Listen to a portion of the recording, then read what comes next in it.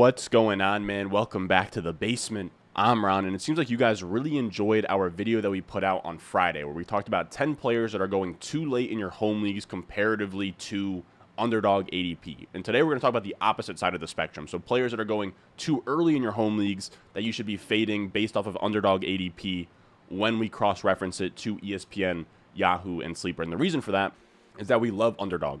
Underdog has all money leagues, and it has the sharpest ADP across all the platforms because, again, there's real money on the line, there's real stakes invested, and you don't have ESPN, Yahoo, Sleeper mock draft rooms being dictated by kids at summer camp and people that auto-draft after the third round because they get bored, or kickers kind of messing everything up.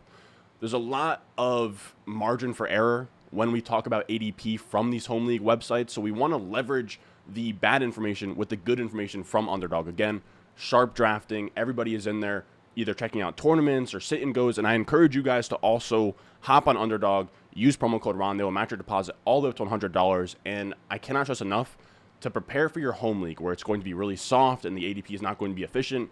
Hop on Underdog, try out their Best of Mania 3 tournament that has millions of dollars of prizes, or even their sit and goes where you can just do $5 casual leagues.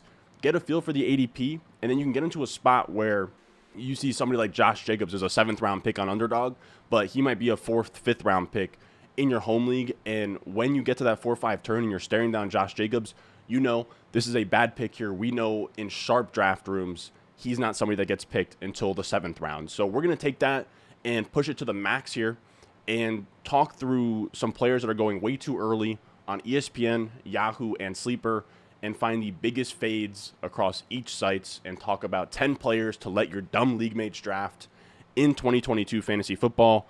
With that being said, let's not waste any more time. If you enjoyed the video at any point, make sure you're down below, subscribe, leave a like. Let's go. Thirsty, thirsty, trying to choose. I mean, I know I'm pretty cool. My nitty baby. Now I'm out here trucking through COVID. I thought I just had like a flu or a cold. Tested positive for COVID this morning. Sucks, but look, I'm kicking COVID's ass. We're out here. We're making videos. I'm going to be live streaming. It's really not all that bad for me. I know that people have been affected by it. This is my second time with COVID. Both times haven't been awful. It does suck. My throat is a little scratchy. I've been coughing and stuff, but enough that I can still make videos. But I'm out here pushing through, putting videos out, and I got to read comments saying, hey, man, you can't compare Underdog to home leagues. You're comparing, it's not apples to apples. This whole video is stupid, whatever. Here's the issue. All of that is false. Here's the reason why we can compare Underdog, which is best ball, to home leagues. Let's really dig into it here. Underdog is a best ball format, right? Meaning there's no waivers and your best lineup gets scored every week. So let's talk about what the changes in format is between each before we even dive into the players. On Underdog, if you don't have to make starts and decisions every week, I don't think that really matters what players you pick where. The waivers is a big thing, though. If there's no waivers, you can't stream. Here's the thing. What positions are we streaming? Tight ends and quarterbacks. So the only change that I really see between Underdog and home leagues is that quarterbacks and tight ends get pushed up because you can't stream those positions in best ball. Now, if that was enough to make things inaccurate, we would see home leagues actually be more efficient, because if quarterback and tight end is clogging things up early in best ball, then we would see wide receivers and running backs get pushed up in home league ADP, and there would be no edge. But here's the issue. That's not the case because, one, home leagues are soft, and quarterback tight ends go early anyways, right? You see League Tacos taking Josh Allen in the first round. I've had guys in my leagues take Aaron Rodgers in the first round back in the day. They like to take those quarterbacks early. So there's not even a massive difference when you have sharp drafters taking quarterbacks and tight ends in best ball rooms where they get naturally pushed up, and then home leagues where your tacos and your guys that love quarterbacks are going to want to take them in the first round. And the other reason why running back and wide receivers aren't getting pushed up in home leagues because of the lack of quarterbacks and tight ends is because home leagues, their ADP isn't efficient. So wide receivers on Underdog aren't getting pushed up because of best ball. They get pushed up because there are sharp drafters who are aware of the running back dead zone and know we want to be fading the running back dead zone and grabbing wide receivers in rounds 3 through 6. Underdog is a 3 wide receiver, 1 flex format, but so are most home leagues. Or they're at least 2 flex, 2 wide receiver format, which is the same thing. And on top of that, Underdog is half PPR. Most of these home leagues are full PPR. So if we're talking about full PPR, 3 wide receiver, 1 flex, or full PPR, 2 wide receiver, 1 flex versus a best ball, half PPR, 3 wide receiver, 1 flex, it's not a huge difference. My rankings on Patreon look much closer to Underdog's ADP because Underdog has real money on the line and is more efficient than the tacos in your home league. It has nothing to do with the best ball part of the equation. Now, first up, we're going to talk about Derrick Henry. And I want to say off the top, this little chart is going to be there for every single player. And I know it's pretty loaded, so I want to explain it to you guys before we go any further. Underdog is just Underdog ADP, Sleeper is Sleeper ADP, ESPN is ESPN ADP, Yahoo is Yahoo ADP. And then I have value across each of them where it shows Underdog versus Sleeper. So pick 3 on Sleeper versus pick 8 on Underdog, that's -5, right? 3 minus 8, -5, and that's just how it looks across all of them. So you guys can see what the ADP is across each site and then how much value you're getting on each site comparatively to Underdog. And the first guy we're going to talk about is Derrick Henry, who's going off the board on Underdog at pick 8, but on Sleeper, ESPN, and Yahoo, you have to pay top 5 picks and a top 3 pick on Sleeper. Man, I can't pay a top 5 pick for Derrick Henry, and that's really what it boils down to here.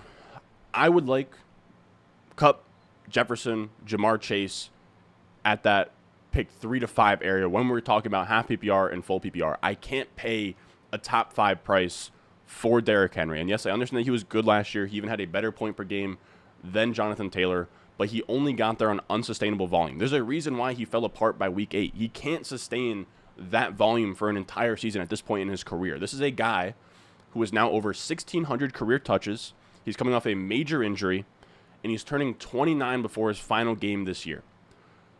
I'm just personally good on spending a top 5 pick on that type of profile because, again, in that area, I want Jefferson, Kupp, Chase. I'm comfortable with Henry as a 1-2 turn pick, but I cannot take him in the first 5 picks of a redraft league. Now, the next guy we're going to talk about is Nick Chubb. And this is where we're going to see some way bigger discrepancies. And he's going at pick 26 on Underdog, so that's like the 2-3 turn, more like early third. But on Sleeper and Yahoo, ESPN has him actually ranked pretty fairly. Sleeper and Yahoo, you got to take him at like the mid to early second, which is crazy. Now, I want to say off the top about Chubb, this is not a talent issue, it's a price issue. Chubb is extremely talented, and in a real-life perspective, I think it's him, Derrick Henry, Jonathan Taylor, most talented running backs, not caring about injury, anything like that, just in terms of right now, today. And we look at Nick Chubb. He was top 5 in rushing yards over expectation per attempt last year, top 5 in yards after contact, top 5 in missed tackles forced, breakaway run percentage, elusiveness rating. He is a great running back in real life, but in home leagues at an early second round price tag, pretty much just off name value, I can't. I shoot for upside at running back. Every running back has a shaky floor, and while Chubb has this aura around him that a lot of people think that Chubb is a safe pick, he has returned below an 8.3% win rate the last 2 years, which is 8.3% is 1 divided by 12. So he has given you a negative ROI on your investment the last 2 years, along with missing 3 to 4 games in both of those seasons, along with this horrific leg injury that he sustained in college. He's not someone that has been this stable running back that has a clean bill of health. He's been banged up. He hasn't been getting the workload that we want.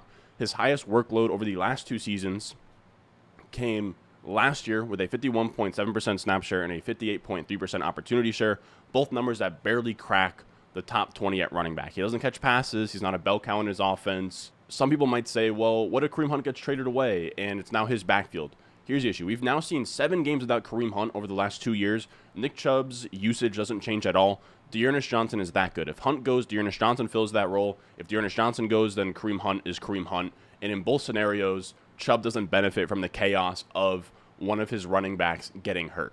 Now, again, because of that, I just can't take him at like the 202 on Yahoo and the 203 on Sleeper.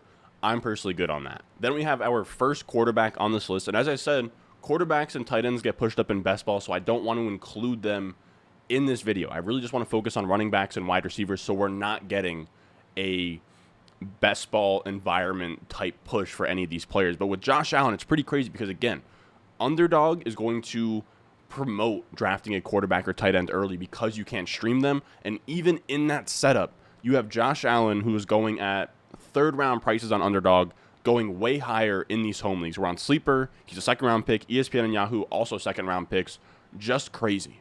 I couldn't imagine passing up on Aaron Jones, Saquon Barkley, DeAndre Swift, Deebo Samuel, even the guys at the back half of the second, like Tyreek Hill, Mike Evans, Javonte Williams. I'm not passing on any of those guys for a quarterback in Josh Allen. I know Josh Allen is amazing. I'm not saying that he's bad, but structurally, I'm not taking a quarterback that early when I know in round 5 area I can get Lamar, Mahomes, Herbert, Kyler. Round 6, 7, you can get Hurts. Round 8, 9, you can get Lance. And I just think the opportunity cost of passing up on second-round positional players is too much to pass on. Let your league taco draft Josh Allen in the second round. He's somebody, personally, I don't think I'll be ending up with a ton of, especially in home leagues. Now, the next guy we'll talk about here is Cam Akers. And I actually don't mind Cam Akers' price on Underdog. At pick 48, that's like a 4-5 turn pick. I think everything is properly priced in. But on Sleeper, ESPN, and Yahoo, you have to pay a full round plus more than that and draft him in the 3rd round. And I guess people are ready to move past the Achilles stuff. I'm still concerned. I don't know if he's going to be explosive as he was. I don't know if he's going to be the same player. Re-injury rate is probably still high as well. And we also have Sean McVay coming out in the media and not making it clear that Cam Akers is going to be his bell cow. He sort of hinted at a 50-50 split, that he likes Darrell Henderson. And I know that McVay has been known to use his running backs in a pure committee. Pretty much whatever running back he likes. Last year we saw it with Henderson, Akers, and Michelle, where whoever was the lead back was the bell cow for that game. It's just if Cam Akers comes out here in like the first 3 weeks as the bell cow and he starts to break down or he's not efficient and McVay wants to change things up, I just think there's a lot of room for error there at a 3rd round price. I don't want to be passing on guys like Michael Pittman and Jalen Waddle and DJ Moore and Kyle Pitts and even another running back like Travis Etienne. I don't want to be passing up on those profiles for Akers, who carries as much upside as those guys, but with a lot more risk. So much more comfortable with him at the 4-5 turn. In home leagues, I don't think I'll be getting much Cam Akers. Now, this next back we're going to talk about is David Montgomery, and this is when we start to venture into the dead zone running backs. And again, this is not because Underdog is best ball. This is because your home leagues are not efficient while Underdog is efficient with real money on the line. And I've been drilling this all offseason. We want to avoid the dead zone in round 3 through 6 and hammer wide receivers in that area. So instead of being a 5-6 turn guy like he is on Underdog, you have to pay 3-4 turn prices for David Montgomery in your home league. Again, we've talked about this all offseason. These are the profiles we want to fade. Underdog drafters are starting to make more efficient ADPs where we see guys like David Montgomery, where in most years he's a guy you have to draft at the 3-4 turn because he's just a projectable running back. Underdog is pretty keen to that, and a lot of the drafters have him pushed down to a spot where it's efficient. He's a dead zone running back, but it's at a price that you can kind of stomach. Here we're seeing all of these sites, ESPN, Sleeper, Yahoo, have him about 24 picks, almost 2 rounds higher than Underdog, where you, again, have to pick him at like that 3-4 turn area. Personally, I can't do it. You have a lot of bad things in this area, or just in this profile of David Montgomery, where you have a bad team with the Chicago Bears. You have a bad offensive line. You have a rushing quarterback who's going to be taking away goal line looks and take away just rushing opportunities in general. You also have Khalil Herbert, who looks great. Treston Ebner even looks great in preseason. And you have an offensive coordinator who's coming from Green Bay, who likes to have a running back by committee approach where he's never featured Aaron Rodgers or Aaron Jones the last 2-3 years. And you have David Montgomery, who's this inefficient plotter, and he's now going to be met with not only committee, but he's going to get less touches. He's going to get less targets from Justin Fields as well, with the rushing taken away from Justin Fields. So it's really tough. David Montgomery profiles as one of these 15-point per game type running backs that, as we know, we can replicate off waivers, especially in home leagues, when if you're subscribed to the channel and you're keeping up to date on all of the fantasy news and you're watching all the videos, then you should be better than your league mates at churning out the waiver wire and finding next year's Elijah Mitchell, Cordarelle Patterson, Rashad Penny, Sony Michel late in the year, Justin Jackson late in the year. There's plenty of opportunities. Darrell Williams, Devontae Booker. There are a ton of opportunities to go out there. Dontrell Hilliard, Deonta Foreman. I can just rattle them all off. There are a ton of opportunities out there where the starter goes down. You know the guy behind him is going to get work, and you can just plug him in and match your opponent's 3rd, 4th round pick in David Montgomery and absolutely smash that guy. Then we have a similar valuation here with Josh Jacobs, where he's going off the board at pick 71 on Underdog, but is going about 2 rounds higher across Sleeper, ESPN, Yahoo, where he is a 4th round pick in that area. Again, we are spending 4th round premium picks, the area of drafts where last year you were getting Jamar Chase, Cooper Kupp, Deebo Samuel area. Even last year you're getting guys who smashed like T. Higgins in that area. I just can't imagine passing that up for a low-ceiling running back like Josh Jacobs, who has 15 points per game as his projectable outcome. You have no pass-catching upside with this new staff coming in using Abdullah and Brandon Bolden as the pass-catching backs. I think it's a mistake not prioritizing wide receivers in this area, and for that, I will be passing on Josh Jacobs in home leagues. He's just one of those quintessential guys that people are going to cling on to in your home leagues and draft in that 4th, 5th round area where you should be steering clear. Next, we'll talk about Antonio Gibson. Again, same thing, but this time Underdog actually hates him a lot more than those other 2 running backs, where Gibson goes at pick 79 on Underdog, but on Sleeper he goes 47, which is crazy. I'm disappointed in Sleeper, man. It's crazy that Sleeper isn't even that efficient. Sleeper has him at pick 47, ESPN at pick 50, Yahoo at pick 43. And say what you want about Underdog being best ball and pushing wide receivers up, I don't know how Gibson, after what he did last year, after all these reports about Brian Robinson coming in and McKissick coming back, I don't know how you go out there and take him in the 4th, 5th round and feel good about that. I just don't understand. And it's even tougher to like Gibson after his preseason game that happened today. I think this video will be out on Sunday, so it'll be the day before. But first drive, he's only out there on early downs. McKissick taking the 3rd down and long down distance, snaps again. And then second series comes out. He takes his 2nd carry of the game, fumbles. Brian Robinson comes in and vultures a touchdown and looks better on that drive. So we now have a 3-way touch squeeze on Antonio Gibson. I just couldn't imagine spending my 5th round pick on Antonio Gibson and passing up on Michael Thomas, Elijah Moore, Rashad Bateman, all of those better profiles we know we want to be taking in the running back dead zone. Next guy we'll talk about, Miles Sanders, and he's probably getting pushed up as a familiar name where he's pick 85 on Underdog, Sleeper has him at pick 70, ESPN has him at pick 68. Yahoo has him at pick 74.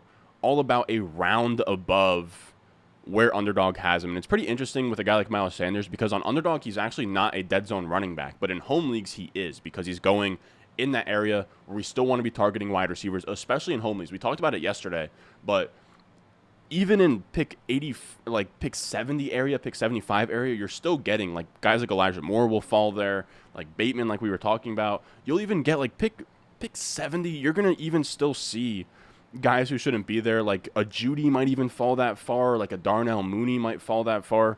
It is absolutely crazy looking at the ADPs on these websites. And Miles Sanders, I think that people sort of just get frantic and they need another running back and they see a familiar face like Miles Sanders that was, he was a top 3 pick the last 3 years and now he's going in round 6.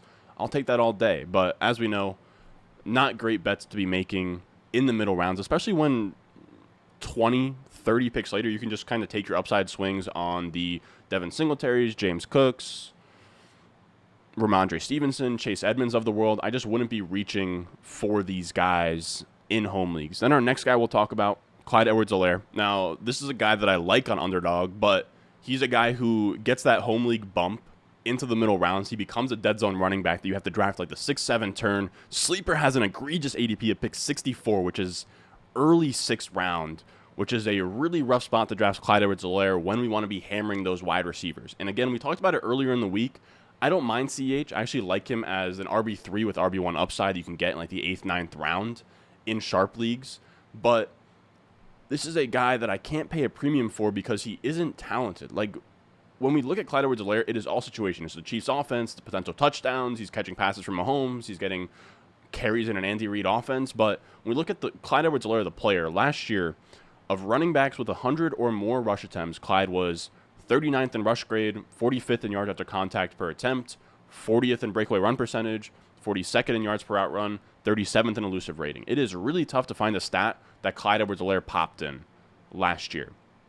Now, again, this is a guy who is purely a projection. He is just projected to be the Chiefs RB1, and because of that, he's going to get pushed up in home leagues.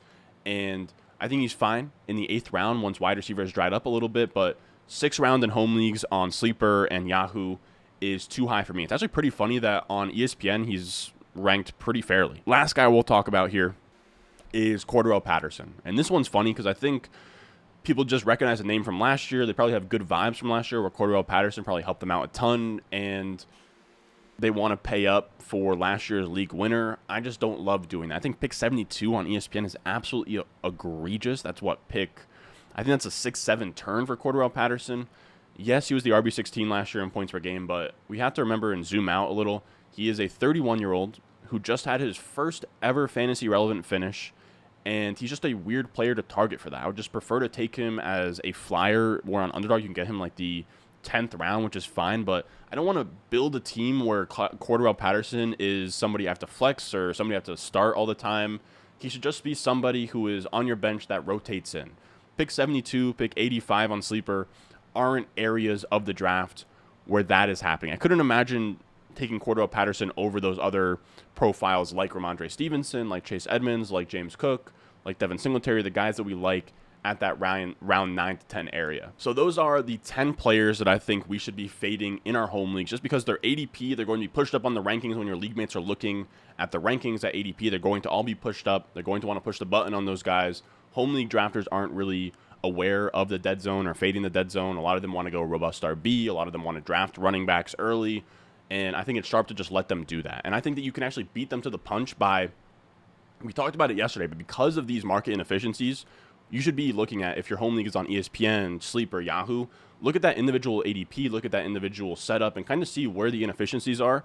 And as we can see across all of them, the running backs are pushed up into the dead zone, the wide receivers are pushed back. So I think what you should actually be doing is, I know I say don't go into a draft with a set strategy at hand, but I do think in home leagues where you know guys are going to go robust RB, take guys like Clyde Edwards-Helaire in the 6th round, you should go out there, get your running backs in early. So either double tap running back or go hero RB. Now, again, don't force it. Don't go Eckler over Justin Jefferson. But where it makes sense, try and sneak those running backs in those first 2 rounds so that rounds 3 through 8, when everybody's reaching on running backs and bringing Miles Sanders and Josh Jacobs into the 5th round, that's when you should be hammering wide receivers. But I think it's good to get those running backs out of the way first, and you don't really have to spend a premium on the wide receivers up top. Now, again, Jefferson falls to you, anything like that, then you can take a wide receiver up top and then just take a running back on the way back. But I wouldn't really recommend going full-on zero RB in these leagues, because those profiles we like after the dead zone are going to be pushed up into the dead zone. It's going to get flatter at running back at the back half. So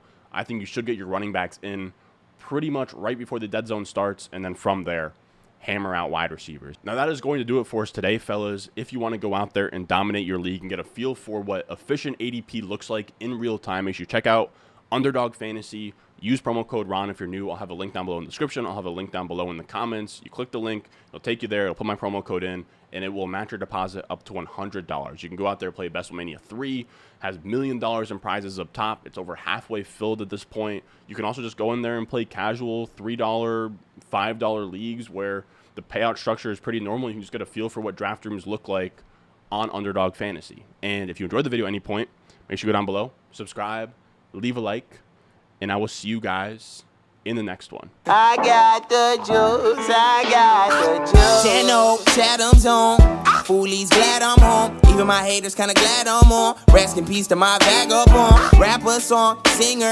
suspended, subpoena from misdemeanors. Dream